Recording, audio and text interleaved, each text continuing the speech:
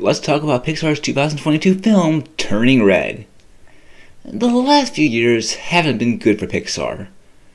Onward was only in theaters for a very short time, and Soul and Luca were released on Disney+. While these films were well liked, they weren't as well regarded as Pixar just years before. A lot of people think Pixar has been on a downward spiral ever since Lasseter left. I'd have to admit, I'm not getting the same joy as I once did. I don't hate their new films, but they just don't hit with me like the same way they did with their older ones. When Turning Red had its first trailer released, I felt the same way. So, what did I think about the film in the end? The film takes place in 2002 Toronto. A girl named Meiling Lee is happy to be 13 years old, as in her eyes, she's now an adult. She lives with her parents in an old temple that often gives tours to people. She's best friends with 3 other girls, Miriam, Abby, and Priya. They're all fans of a boy band called Four Townie and plan to see one of their concerts. But because their parents have forbid it, they plan on getting the money themselves. One night, a family spell turns May into a panda. Well, she's scared at first, she soon sees her friends are cool with it. So they decide to use her powers to raise money for the concert. But May is warned that if she uses it too much, and if she doesn't get rid of it during a red moon, she will have the uncontrollable powers forever. The concert and red moon are on the same night, so May has to choose if she wants to be more normal or if she wants her friends. I said that there were some things that threw me off in the trailer, so was I right? I'm just gonna go out and say this. I'm not a fan of the Cal art style. I know that's tiring for some, but I don't like it. These humans are horrifying. These bean-mouthed, noodle-armed, short freaks are an abomination. I just really hate how this art style has taken over Western animation. It worked with Adventure Time. It worked with Steven Universe. It worked with Gravity Falls. But for me, it doesn't work here. I don't think Pixar's animation works well making cow arts look good in CGI.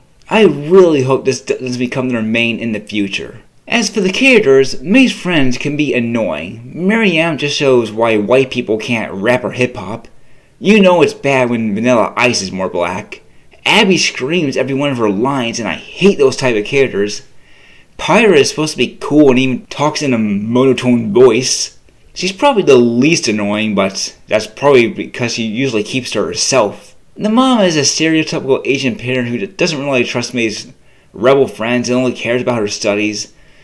Though I do like how she protects her daughter from an older man, even though it was a misunderstanding. This movie is very similar to Teen Wolf, though rather than be about a teen boy who got the powers from his father, it's about a teen girl who got her powers from her mother. Even the reactions are similar. In Teen Wolf, there's this weird scene where he's playing basketball and he accidentally turns into a wolf. For many, it was the first time they ever saw him do it. So, what do? Watch the game! Everyone just accepts it right there. They're shocked for one moment, but then they continue playing the game like it's normal. Is this a normal thing at the school? Did some other kid turn into a hippo? Did another kid turn into a shark? I feel like there should be like a, dude, there's a wolf man playing basketball. Are we not going to talk about this? This film is the same with everyone being cool with it the first time they see her. If I saw her, I'd be kind of scared. Then there's the jokes. They're okay. Well, there weren't really any jokes I remembered as the movie ended or really chuckled at.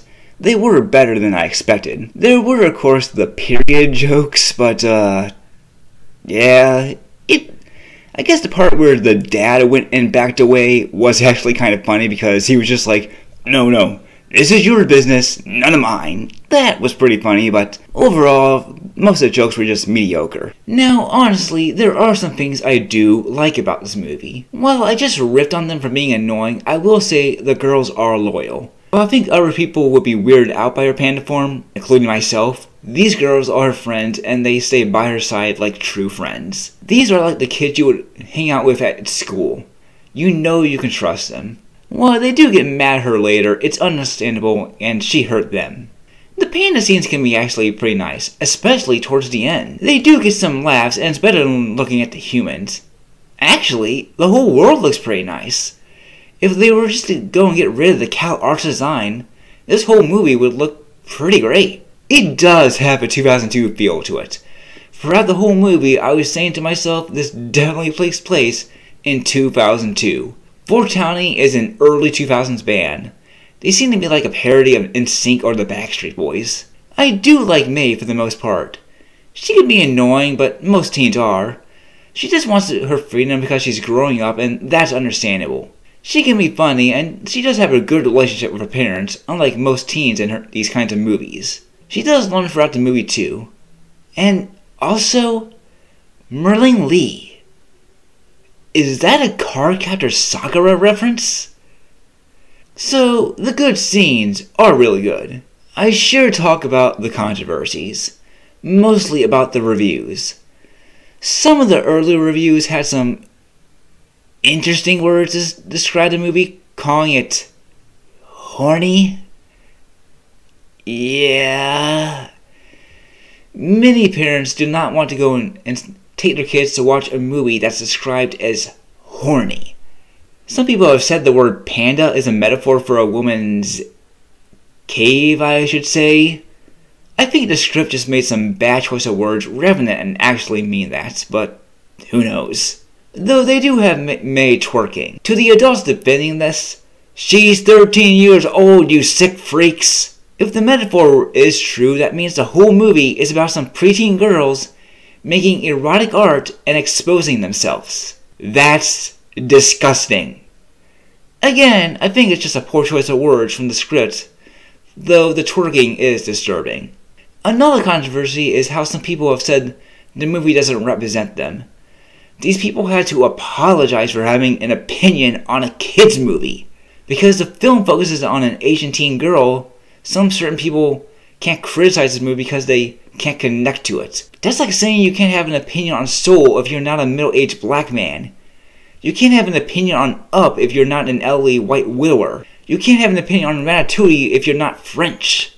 This movie was mostly made by women, so you can't hate on anything or else you're sexist. I didn't grow up as a girl. For long. Look, there's a phase, if you can't take the heat, stay out of the kitchen. It means if you can't take the pressure or something, you shouldn't be doing it at all. If these women can't be criticized or hate any bad reviews, this just proves the sexist man right that they can't take the pressure. As an artist, they need to be aware of the hate they will get. If they quit right there or cry over reviews, they're proving the critics right. Just because a movie has a target audience doesn't mean others can't enjoy it. I love the Wonder Years even though I didn't grow up in the 1960s or the 1970s. I grew up in the 90s and the 2000s. If a group of my friends and I would have watched a movie and this were selected, I would be okay with it. There's many other movies I would rather watch, but we would have fun with this one. Though we would also make fun of it too. Would I have seen this movie if it had been released in theaters? Probably, though my reaction would probably be the same. If you're in for some early 2000s feel with a little twist, it's worth a watch at least once. It does have some questionable problems, but I've seen worse Pixar movies. I'd probably place it around 18 to 20 out of the 25 Pixar movies.